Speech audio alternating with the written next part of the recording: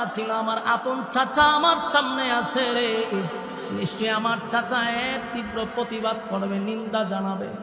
কিন্তু আমি তখনই আশ্চর্য হইলাম, বাহিরের মানুষের সঙ্গে আমার কলিজার টুকরা আপন চাচা নিজেই তাদের সঙ্গে পাথর লইয়া আমার ঢিল মারছে। আল্লাহ, এটা আমি বরদাস্ত করতে পারলাম না। আমার নিজের মানুষগুলো আমার এইভাবে রক্তাক্ত করে। আবু লাহাব তো নবীরে আঘাত করতো গো। আর আবু লাহাবের বউ কি করতো? আবু লাহাবের বউ মানুষের কাছে গিয়া কইতো, আমার ভাতিজা আমার দুইটা ছেলেরে দিয়ে তার সঙ্গে সম্পর্ক করছে, আমার থেকে বেশি মোহাম্মদ রে কেউ চিনে না। সুতরাং তোমরা সাবধান সাবধান, আমাদের বাপ দাদার ধর্ম তোমরা ভুলে যাও না, মোহাম্মদের কথা শুনবা না পাগল। নাউজুবিল্লাহ। চিন্তা করছেন কত খারাপ মহিলা। নবীজির দিনের কাজে বাধা দিত এই মহিলা। সে লাকড়িয়ান্ত পাহাড় থেকে আসার সময় কিছু কাঁটা নিয়ে আসতো। এই কাঁটাগুলা নবীর বাসার সামনে দিয়া রাইকা চলে যেত। আল্লাহর হাবিব এই কাঁটা যখন নবী ফজরের সময় যখন মসজিদের ভিতরে ঢুকত, খানায় কাবায় যাওয়ার জন্য যখন প্রস্তুতি নিত, নবীর পা মোবারক দিয়া যখন কাঁটাগুলি ঢুকত, এই মহিলা দূর থেকে টিটকারি করত আর হাসত আর মজা পাইত। জোরে কোন নাউজুবিল্লাহ। আপন চাচি হই নবীর কষ্ট দেখে হাসাহাসি করে রে। নবীর এই কষ্ট দেখে মহিলা বড় আনন্দ পায়। এই মহিলা এত খারাপ, শুধু খারাপ না, মারাত্মক খারাপ। আল্লাহর নবীর কাছে একবার কোরআনের আয়াত আসা বন্ধ হয়েছে, মানে নবীর উপরে আয়াত আসা বন্ধ হয়ে গেছে। কেন বন্ধ হয়েছে? আমার নবী তার ওজন বহন করতে পারে না, লোড নিতে পারে না, তাই নবীর রেস্টের জন্য আল্লাহ বন্ধ করছে। এই মহিলা নবীর কাছে গিয়া কয়, আব্দুল্লাহর পুত্র মুহাম্মদ, তোমার কাছে একটা শয়তান আসতো, এখন দিয়ে আর আসে না। চিন্তা করছেন এই মহিলা। আপন চাচি যখন এইভাবে নবীরে আঘাত করে রে, আমার নবীর কলিজাটা ভেঙে যায়। এখানেই তো শেষ না, এতটুক মহিলা শেষ না, আরো কত প্রকার আঘাত আমার নবীরে দিছে শুনেন। মানুষের কাছে গিয়া কইত, মুহাম্মদ হইল আবেতার। মোহাম্মদ আবেতার, তার মানে মোহাম্মদ আটপুরা। মোহাম্মদের সন্তানগুলি যখন দুনিয়াতে আসে রে, ঠিক না, সবগুলা মারা যায়, তার বংশ থাকবে না। মোহাম্মদ দুনিয়ার থেকে বিদায় হয়ে গেলে তার নাম নেওয়ার মতো জমিনে কেউ থাকবে না। আপন চাচি হইয়া মানুষের কাছে বলে, তোমরা অনর্থক তার অনুসরণ করো, কারণ সে যদি দুনিয়ার থেকে বিদায় হয়ে যায় তার নাম নেওয়ার মতো কেউ থাকবে না। মুহাম্মদ হইল আবেতার। আল্লাহ নবীর চোখ দিয়া পানি পড়ে। আল্লাহ তখন জিবরাইলে পাঠায়।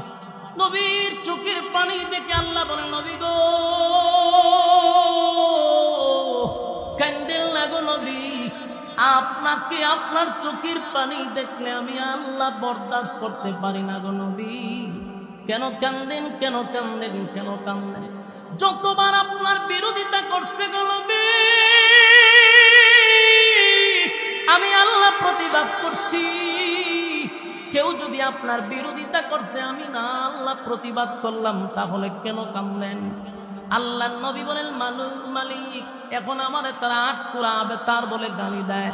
আল্লাহ তখন আয়াত নাজিল করে বলেন, ফাসাল্লি লিরাব্বিকা ওয়ানহার ইন্না শানিআকা হুয়াল আবতার। দেখেন, বারবার নবীর বিরুদ্ধে কথা বলে আল্লাহ বারবার প্রতিবাদ করে।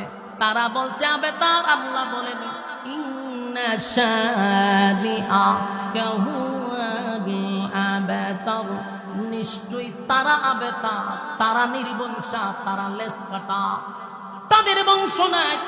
এই পৃথিবী যতদিন থাকবে গো নবী, আমি আল্লাহর নাম যতদিন থাকবে, আপনি নবীর নাম আমি ততদিন রাখবো। আমার যুবক ভাইরা, আমার ভাইরা, কথাগুলি মনোযোগ দিয়ে শুনেন। তারা যখন নবী আবেতার বলছে, আল্লাহ প্রতিবাদ করছেন, নিশ্চয়ই তারা আবেতার, নিশ্চয়ই তারা নির্বংশা। কেন নির্বংশা? কারণ এই পৃথিবী যতদিন থাকবে আপনার নাম থাকবে, কিন্তু তাদের নাম নেওয়ার মতো আমি আল্লাহ জমিনে কাউরে রাখবো না। বলুন তো দেখি, আপনাদের সন্তান হইলে পরে কি আবু লাহাব রাখেন? কথা বললাম আব্দুল উজ্জা রাখেন। কোন হিন্দুর ছেলের নাম আমি আব্দুল উজ্জা শুনি নাই, আবুল আহাব শুনি নাই। কারণ নাম আবুল আহাব হয় না রে, হিন্দুরাও রাখে না, না রাখছে। কোন হিন্দুর ছেলের নাম উজ্জেন আবুল আহাব। আল্লাহ কয় তাদের নাম নেওয়ার মতো জমিনে কেউ থাকবে না, কিন্তু কিয়ামত পর্যন্ত আপনার নাম মানুষের জবানে থাকবে, সেকেন্ডে সেকেন্ডে আপনার নাম উচ্চারণ হবে। গোটা পৃথিবীতে আল্লাহর হাবিবের কত উম্মত, এই যে আমরা ওয়াজ মাহফিলে বৈশা রইছি, কতবার আমার আপনার নবীর নাম এখানে নিতেছি। আমার নবীর নাম শোনা মাত্র আমরা বলি সাল্লাল্লাহু আলাইহি ওয়াসাল্লাম। এরকম আপনি আমার মতো হাজার হাজার কোটি মানুষ এই মুহূর্তে নবীর দুরূদ সালাম রওজায় পৌঁছায়া দিচ্ছে, অথচ বেঈমানের বাচ্চা করে বলছে আল্লাহর হাবিবের নাম নেওয়ার মতো কেউ থাকবে না, কেউ থাকবে না। তাই আল্লাহ বলে বন্ধু এই জন্য বুঝি কান্দেন? কান্দেন না, কান্দেন না, কারণ আপনার নাম আমি রাখবো গো নবী। টেনশন করার কোনো কারণ নাই।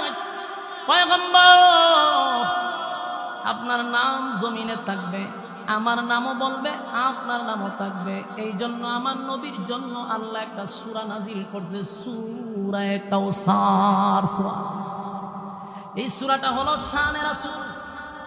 আরেকটা সূরা হলো সূরা ইখলাস, এটা হলো শানে ইলাহি। একটা হলো আল্লাহর শানে, আরেকটা হলো বন্ধুর শানে। জোরে জোরে কও সুবহান। আল্লাহর জন্য একটা সূরা নাজিল করলো, আবার বন্ধুর জন্য আরেকটা সূরা নাজিল করলো। সূরা ইখলাসের ভিতরে যা তাফসীর করবেন বাংলাতেও পাওয়া যায়, পড়ে নিবেন। এখানে আল্লাহর শান মান ছাড়া আর কোনো কথা নাই, শুধু আল্লাহর সম্মান। এই জন্য এটাকে শানে ইলাহি বলা হয়। আল্লাহর প্রশংসা, আল্লাহর একত্ববাদ, একত্ববাদী খোদার ব্যাপারে এই সূরা এই ভিতরে ছাড়া আর কোনো আলোচনা নাই।